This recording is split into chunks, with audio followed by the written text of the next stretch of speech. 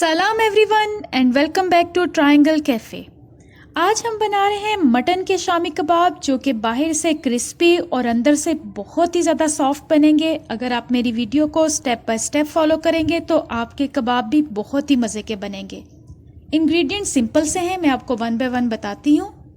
मैंने इसमें लिया है 1 kg मटन, आप चाहें तो बीफ भी यूज़ कर सकते हैं। और इसके साथ मैंने ली है चने की दाल, तकरीबन 300 ग्राम चने की दाल है। और इसमें जाएगा लहसुन, और इसके साथ अदरक का 2 इंच का पीस है वो मैंने लिया है। और इसके साथ सब्ज़ मिर्च और हरा धनिया जाएगा। पानी जाएगा इन सबको पकाने के लिए। और इसके साथ मैं एक अंडा इसमें शामिल करूँगी। और जो बाकी मसालों में चीज़ें जाएंगी उसमें है 7 से 8 साबुत लाल मिर्च, और आधी चम्मच इसमें जाएगा साबुत धनिया और काली मिर्च है। और इसके साथ 2 बड़ी इलायची और दालचीनी का टुकड़ा, हल्दी पाउडर और 1 चम्मच ज़ीरा और नमक हस्बे जायका। तो चलते हैं प्रोसीजर की तरफ। यहाँ मैं इसको प्रेशर कुकर में बना रही हूँ, तो इसमें मैं शामिल करूँगी मटन, चने की दाल इसमें मैं शामिल कर रही हूँ। और इसके साथ मैं इसमें शामिल करूँगी लहसुन, और इसके साथ मैं इसमें शामिल कर रही हूँ अदरक के पीसेस इसमें शामिल करेंगे। और मसालों में अब मैं शामिल करूँगी 1 चम्मच ज़ीरा, नमक हस्बे जायका,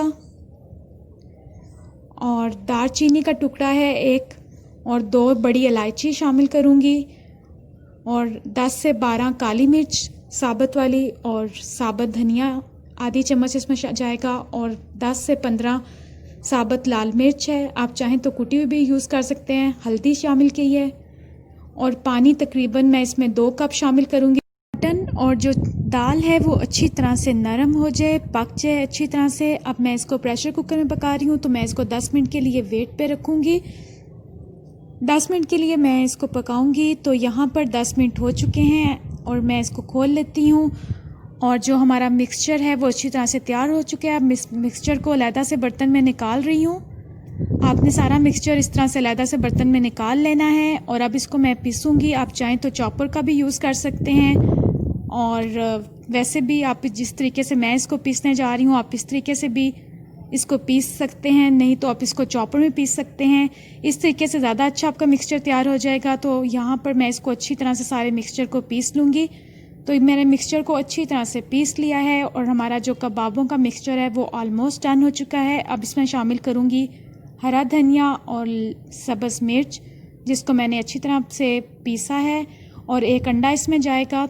अंडा मैं इसमें साथ में ही शामिल कर रही हूँ। इस तरह आपको बार बार अंडा लगाने की ज़रूरत नहीं होगी कबाबों पर। तो अब हम इस मिक्सचर को अच्छी तरह से हाथों की मदद से अंडा और जो हरा धनिया और सब्ज़ मिर्च मैंने इसमें ऐड की है वो अच्छी तरह से हम लोग मिक्स कर लेंगे।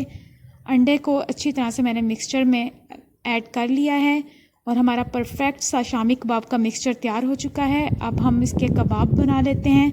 आपने इस तरह से थोड़ा सा मिक्सचर लेकर इस तरह हाथ की मदद से इस तरह से इसके कबाब तैयार कर लेने हैं। और ये बहुत ही परफेक्ट और बहुत ही इजी रेसिपी है, आप इसको ज़रूर ट्राई कीजिएगा। और इस तरह से मैं सारे मिक्सचर के कबाब तैयार कर लूँगी, बिल्कुल भी मुश्किल नहीं है, आप इसको ज़रूर ट्राई कीजिएगा। और यहाँ पे मैंने सारे मिक्सचर के जो हैं कबाब वो तैयार कर लिए हैं। इस तरह से मैंने इनको तैयार किया है। अब मैं इनको तमाम कबाबों को करूँगी फ्राई।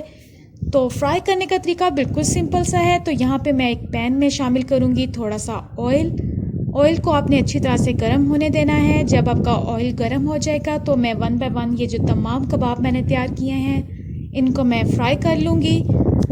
आपने ठंडे ऑयल में कबाबों को ऐड नहीं करना, ऑयल आपका गर्म होना चाहिए। और अब मैं इन कबाबों को फ्राई कर लेती हूँ।